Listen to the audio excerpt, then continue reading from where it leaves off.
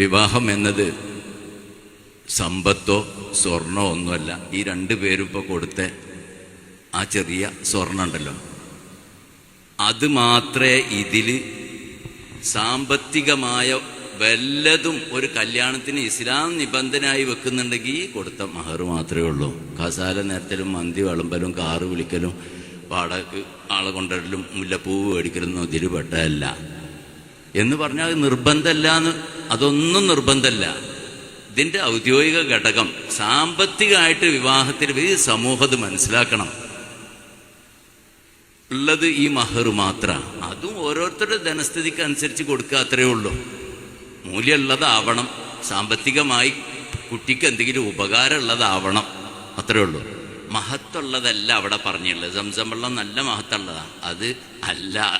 അതുപോലെ മുസാഹിബ് അതിനേക്കാളും മഹത്തുള്ള ഒരു ലോഡ് നിങ്ങൾ വണ്ടിക്ക് ഇറക്കി കൊടുത്തോളൂ. പക്ഷേ നിക്കാഹിന് പെണ്ണിന് മൂല്യമുള്ള, സാമ്പത്തികമായി മൂല്യമുള്ള എന്തെങ്കിലും ഒന്ന് കൊടുക്കുക, അതാണ് ഏറ്റവും നല്ലത്. മറ്റു ശരിയല്ല എന്നല്ല ഞാൻ പറയുന്നത്, ഇതാണ് ചെയ്യേണ്ടത്. ഇതിൻ്റെ അടിത്തറ സ്നേഹമാണ്. മനുഷ്യ മനസ്സുകളിൽ നിന്ന് ചിറമുറിഞ്ഞൊഴുകുന്ന കറകളഞ്ഞ സ്നേഹവും. ഓരോ വിവാഹത്തിൻ്റെ പന്തലിൽ നിന്ന് ഇറങ്ങിപ്പോകുമ്പോഴും നെഞ്ചിടിക്കാറുണ്ട്. ഭക്ഷണം പറ്റാത്തത് കൊണ്ടല്ല, മറിച്ച് എന്ത് ഭക്ഷണം കഴിച്ചാലും പടച്ചോനെ ഒരു മാസമെങ്കിലും ഇത് നിലനിൽക്കുമോ എന്നുള്ള പേടിയാണ്.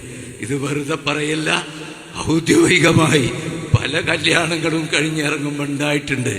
ഒരു മാസം പോലും കഴിയുന്നതിൻ്റെ മുമ്പ് കേൾക്കുന്നത് അത് തീർക്കാൻ വെച്ചിരിക്കുന്നു. 100 പവനും കാറും ഒക്കെ പറഞ്ഞിട്ട് ഇറക്കുന്ന വിവാഹങ്ങളാണ്. നമ്മുടെ സമൂഹത്തിൻ്റെ ഒരവസ്ഥയാണിത്. മറ്റ് സമൂഹം വരെ നമ്മളെ വഷളാക്കുക, നമ്മൾ പരിഹസിക്കുകയാണ്. എന്നിട്ട് ആവശ്യമില്ലാത്ത കുറേ ആചാരങ്ങൾ, എത്രത്തോളം ഇവർക്ക് റെസ്പെക്റ്റ് കൊടുക്കേണ്ട ദിവസമാണിന്ന്. രണ്ടുപേർക്കും അള്ളാഹ് കൊടുത്തിട്ടുണ്ട്. ഒരാഴ്ചക്ക് ജമാഅത്ത് വരെ സുന്നത്തില്ല എന്ന് പറഞ്ഞു അല്ലേ? അങ്ങനെ തന്നെയല്ലേ പണ്ടൊക്കെ? അങ്ങനെ ജമാഅത്തിന് വരെ സുന്നത്ത് വിട്ടുവീഴ്ച ഉണ്ട്. പുതിയാപ്പിളക്ക് റെസ്പെക്റ്റ് കൊടുക്കേണ്ട ദിവസമാണ്. അതിനാണ് ഒരു കസാരമ്മ പ്രത്യേകം ഒരു തുണിയൊക്കെ ഇടും. ഇപ്പം അതൊന്നുമില്ല. പുതിയാപ്പിളമ്മ പോയി വിളിച്ചുകൊണ്ടിരും, പെണ്ണിനെ പോയി വിളിച്ചുകൊണ്ടിരും. അതൊക്കെ നിലനിർത്തേണ്ട തന്നെയാണ്. അതിനൊക്കെ എത്ര കായുണ്ടെങ്കിലും ശരി. അതേ സമയത്ത് ഇതൊന്ന് നോക്കുകയാണ്, ഒരു നമ്മുടെ ആചാരങ്ങൾ തന്നെ ശവപ്പെട്ടിയിലാണ് കൊണ്ടുവരുന്നത്. ശവപ്പെട്ടിയിൽ പുതിയാപ്പിളിനെ കൊണ്ട് കണ്ടത് വെറുതെ ആലങ്കാരികമല്ല, കണ്ട അനുഭവമാണ്, സോഷ്യൽ മീഡിയയിൽ ഉണ്ടായതാണ്.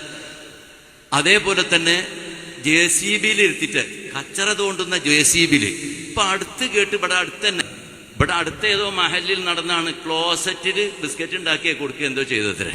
ഇത്ര നാണം കെട്ട ഒരവസ്ഥയിലേക്ക് തരം താഴ്ന്നിരിക്കുക. അറ്റ്ലാന്റിക് മഹാസമുദ്രത്തിന്റെ തീരത്തിലൂടെ ഞണ്ടുപറക്കി നടന്നിരുന്ന യൂറോപ്യർക്ക് തുണിയൊടുക്കാൻ പഠിപ്പിച്ച ഇസ്ലാമിക സ്പെയിനിന്റെ സംസ്കാരം വലിച്ചെറിയാണെന്ന് നമ്മൾ അതുകൊണ്ട് അതപ്പതിച്ചിരിക്കുകയാണ്. സ്നേഹമാണ് ഇതിൻ്റെ അടിത്തറ. 2 വ്യക്തികളും അല്ല, 2 കുടുംബങ്ങൾ. പെണ്ണിൻ്റെ ഉമ്മ പുതുമാരനെ സംബന്ധിച്ചിടത്തോളം, ഭർത്താവിനെ സംബന്ധിച്ചിടത്തോളം ഉമ്മയാണ്. അങ്ങനെ തന്നെ ചിന്തിക്കണം. ഓളമ്മ അല്ല, എൻ്റെ അമ്മയാണ്. ഇസ്ലാം അങ്ങനെ കണ്ടത്. എത്രത്തോളം എന്നറിയോ? ഈ പെണ്ണിനെ തലാക്കിയല്ല ഒരു പക്ഷേ ബന്ധം വേർപ്പെടും, പിന്നെ തൊടാൻ പാടില്ല, കാണാൻ പാടില്ല. അതേ സമയത്ത് ഉമ്മാനെ കാണാം, പെണ്ണിൻ്റെ ഉമ്മാനെ കാണാം, മരിക്കോളം കാണാൻ, കെട്ടാനും പാടില്ല. പെണ്ണിന് ഭർത്താവിൻ്റെ ഉപ്പയെ കാണാം, തൊടാം, മൊഴി ചൊല്ലിയാലും ശരി. ഈ ബന്ധം എവിടെയുണ്ട്? വേൾഡ് ഹിസ്റ്ററി 1-ാം പേജ് മുതൽ അവസാന വരി വരെ വായിക്കൂ. ഒരു നിയമം വേറെ കാണാൻ പറ്റില്ല.